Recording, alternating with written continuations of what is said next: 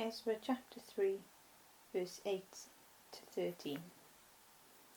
Now in the 2nd month of the 2nd year of their coming to the house of God at Jerusalem, Zerubbabel the son of Shealtiel, Jeshua the son of Jozadak, and the rest of their brethren, the priests and the Levites, and all those who had come out of the captivity to Jerusalem, began work, and appointed the Levites from 20 years old and above to oversee the work of the house of the Lord. Then Jeshua with his sons and brothers, Kadmiel with his sons, and the sons of Judah, arose as one to oversee those working on the house of God. The sons of Henadad with their sons, and their brethren the Levites. When the builders laid the foundation of the temple of the Lord, the priests stood in their apparel with trumpets, and the Levites, the sons of Asaph, with cymbals to praise the Lord, according to the ordinance of David, king of Israel. And they sang responsively, praising and giving thanks to the Lord. For he is good, for his mercy endures forever toward Israel. Then all the people shouted with a great shout, when they praised the Lord, because the foundation of the house of the Lord was laid. But many of the priests and Levites, and heads of the fathers' houses, old men who had seen the first temple, wept with a loud voice when the foundation of this temple was laid before their eyes. Yet many shouted aloud for joy, so that the people could not discern the noise of the shout of joy from the noise of the weeping of the people. For the people shouted with a loud shout, and the sound was heard afar off.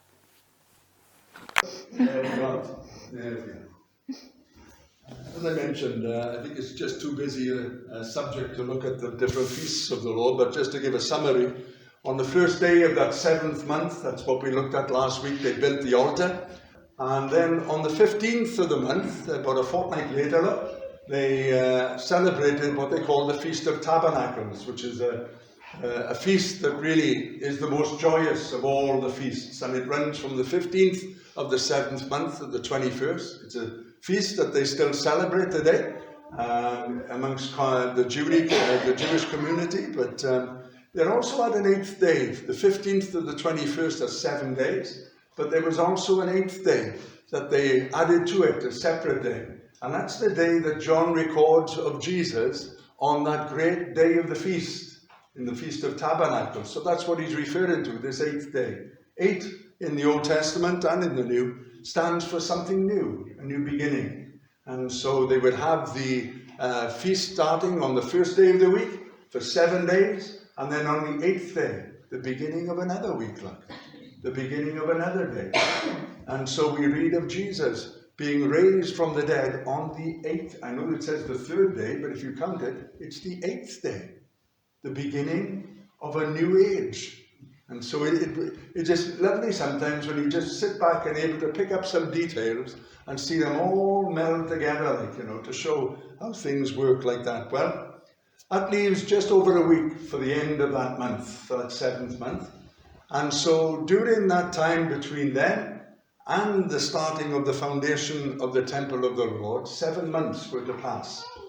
And during that 7 months, they ordered cedar logs from Tyre and Sidon. If you looked at Israel, you'd have Jerusalem in the mid area, just to the left of the top end of the Dead Sea. And Tyre and Sidon are right up on the top end to the northwest corner.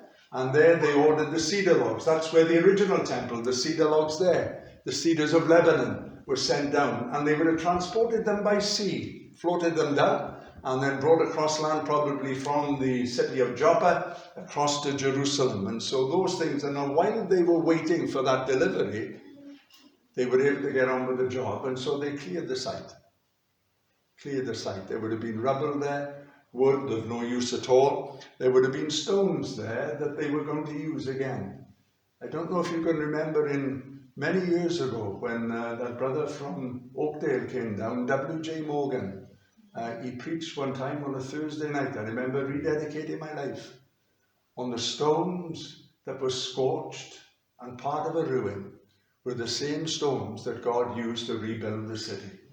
The same disciples that fled on the day of the crucifixion or the arrest, were the same disciples that stood before the world. It's amazing what God can. You see, you think you dropped a clanger. You think you made the biggest mistake of your life. You made a wrong decision. But by the grace of God, he can still use you. He can still use you. Sometimes we look for perfection, and perfection is never there for us. We look for those things that are so perfect. I had a lovely little testimony again from Lorraine this week on a text, and she's saying about her daughter Kat. That's the girl that's up in Surrey that her husband just got converted, the policeman from the Metropolitan Police, and she's had an horrendous problem with her shoulder. So much so that she couldn't lie on it, she couldn't lean on it, or nothing at all like that. And went to the doctor, a specialist, and the doctor gave an initial scan, and the scan seemed to suggest this problem that was typical of the shoulder, and would normally demand an operation. Something-itis it was. I can't remember what it was, but he said, look, to make sure, we'll have an MRI scan, but he said, I assure you, you'll need the operation. Well, they had the MRI scan, the results came back, there was nothing there.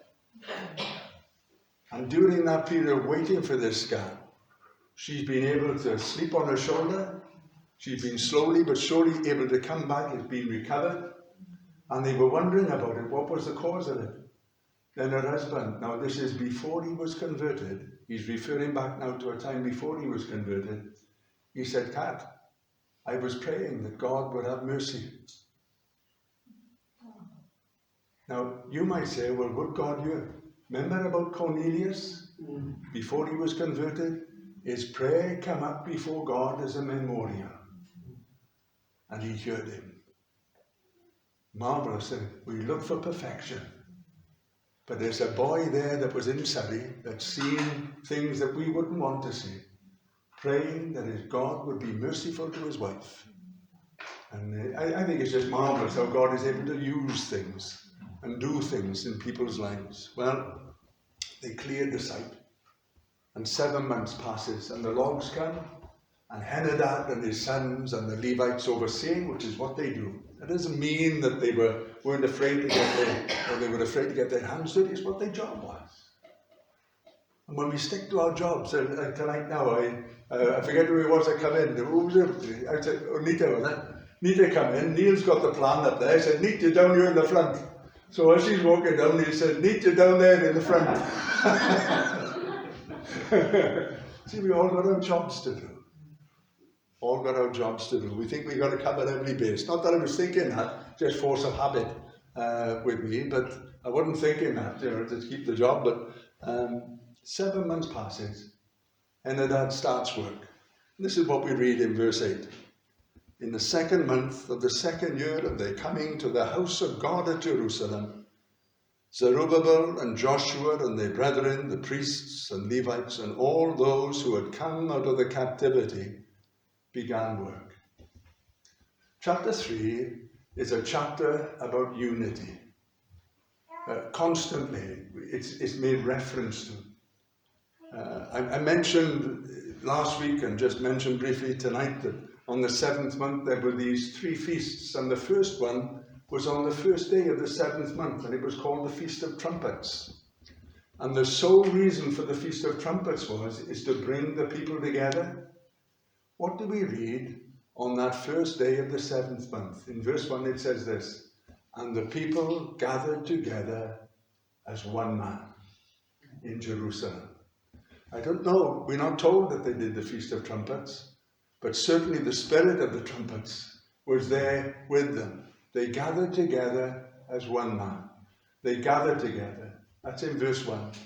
In verse 8, though we're not told, yet the list tells us that there was Henadad and his sons with the Levites overseeing, then Zerubbabel and Joshua with their brethren, the Levites and the priests, and all those who had come out of the captivity. They worked together. The work began. They gathered together and they worked together. In verse 9 we're told this, that the Levites and priests arose as one. They stood together. And then in verse 11 we're told this, that they sang together responsively. is one of those things we read it or hear of it in some of the Negro spirituals. That's responsive singing, where you have an individual that leads the song. Normally in the days of the slaves, that meant there was one person amongst the whole camp that could read, so they knew the song. And then those that were unable to read would follow the words. And so, steal away, steal away, steal away home, steal away home. Steal away home to Jesus. And so it would go on. And so the Negro spirituals is very often responsive singing. And this is what they would do. When Nehemiah did it, he put one choir on one wall and another choir on another wall. And they sang responsively together. For his mercy endures forever. For he is good, and his mercy endures forever. And so they would sing responsively to each other. And it's something that we find throughout the Old Testament. They did it in the days of Joshua when they went on the one mountain and the other mountain, and one had the curses and the other the blessings. And they read them out together responsively, back and forth to each other. And so they gathered together, they worked together, they stood together, and they sang together. It's a great sense of unity here. Now, just stepping out of this chapter, just for a moment, some of you will be familiar with a verse that it's a lovely verse to quote. Behold, how good and how pleasant it is for brethren to dwell together in unity. And then it goes on to give an example of it. It is like the precious oil upon the head that ran down upon the beard, even Aaron's beard, that ran down to his garments. Now, I always used to picture that his garments went down to the skirts. But apparently that word garment there refers to the collar. I don't know. It's a bit disappointing in that regard that you wanted to get drenched. If Smith Wigglesworth was here today and he was praying for the sick, he'd tip a bottle of oil over you. Tip a bottle of oil over you. And there was many a cloth that was ruined, as you would imagine, with oil that was poured upon them. But some of the results that went on in his prayers, well, history tells us the effect that he had upon the United Kingdom, upon America, Australia, New Zealand, Switzerland, all these places. An uneducated plumber from Barnsley, or Bradford, sorry, was a man that shook the world with a bottle of oil, anointing those that were sick. Behold how good and how pleasant it is for brethren to dwell together in unity, for family members to dwell together in unity. Not everything that is good is pleasant. I used to say to Mark, eat them peas. They're good for you. And the number of times we'd find peas in his pockets, or we'd find peas in his comic books or annuals. He hated peas. Even to this day, he'll specifically leave peas just to irritate. And I leave on the side of it, not everything that is good is pleasant. It'll do you good. We had that with medicine, didn't we? I remember my dad gave me, when I had a cold, he said, this is just the thing for you. I said, what's that? He came up with a spoon, not a teaspoon, but a tablespoon. Vinegar and butter. Oh. My head went down the pan straight away. Because this will do you good, he said. Not everything that is pleasant is good. Because it talks about the pleasures of sin, doesn't it? For a season only, man. For a season only. The pleasures of sin. But that doesn't mean that they're good. But here, goodness and pleasantness come together. And this unity that David speaks of here is something that can be seen and heard. Because he says, behold, you could see it.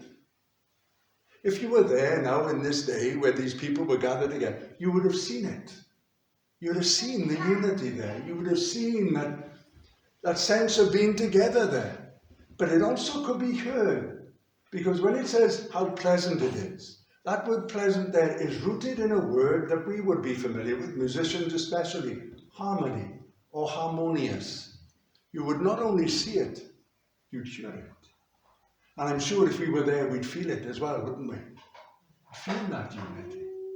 Something about it. I can remember when we got absolute under-15s in rugby in school. And as a school, we were undefeated except on one occasion. We were beaten by Whitchurch High. All the boys, I think 13 of the team, had gone to Austria skiing, and they came back on the Friday. We played Whitchurch on the Saturday. But as a district, when you think we had 4 schools to choose from, Cardiff had something like 45 schools. And I remember we were in the change room, just a group of lads. And our teacher, he lives next to Andrew Tyler, Neil Harries. And I remember he came in with the football pink. You remember the football pink, the football echo? And he came in. And Cardiff district had absolutely hammered us. We were frightened of them, really. And we had 1 or 2 really good players that were missing. And I can remember he read it out. And this is what the reporter said.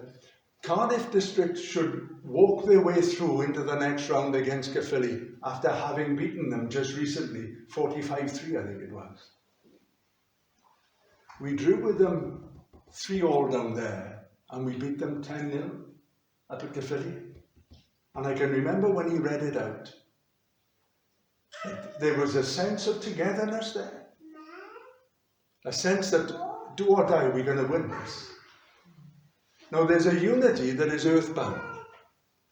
There's a unity that is, in one sense, a very short-lived unity. We see it, don't we, today?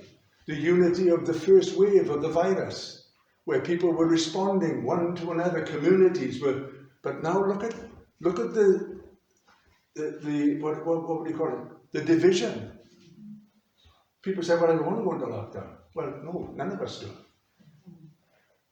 And so we see something. There is an earthly type of unity sometimes that is not heaven-born, but this unity comes from above. How do you know it comes from above, Mark? Watch what the verse says. It is like the precious oil upon Aaron's head that ran down to his beard, running down to his garment. It is like the dew of Hermon descending upon the mountains of Zion. 2 characteristics about this unity. It is likened unto oil and it is likened unto water. So one of the characteristics is this, it's liquid. But the main characteristic is this, the emphasis is descending, running down, falling, coming from above. The oil poured upon the head is coming from a vessel above the head that is run down upon the beard, that is running down to the garments. And whether there is a weather reason how that dew comes from Mount Hermon, the biggest mountain in Israel today, right up in the north, down to the mountains of Zion, which is in Jerusalem. There's actually a reason for that, how it comes down. It's something we don't really think about, but the dew ponds that Israel has today, and Dorothy Jones went, she talked about the dew ponds there. There's no rain, but there would be a heavy, heavy dew, so much so that out in the pasture lands they would dig holes or ponds and then fill it with clay so that the dew might gather, and there they could feed either the animals or they could feed the plants in the area. Obviously today they've got irrigation that sorts that out. But this dew, it comes from above. This oil descends and pours upon Aaron. That's the unity that we need, a spiritual unity. A unity that is heaven-born, something not concocted, something not just of a clenched fist or a bitten lip or a furrowed brow. It's something more than that. There's a unity that comes from above that, well, as they once said to John Lake once, when they said that the funds were running out for the missionaries in Africa, and they turned and said to Lake, they said, "Lake, Brother Lake, we ask you but one thing. When our children die, when our wives die, when we die, we ask but one thing, you will come out and bury us." What unity is that? Under extreme pressures like that, we ask but one thing, you come out and you bury us. And so the love that they had for one another in those days. This oil then brought a sweet, it was a heavy, sweet odor that it carried with it. You see, God uses things that we understand. We talk about smell, and God hates sin. It's a stench in his nostrils. He hasn't got nostrils. He's a spirit, so he hasn't got nostrils.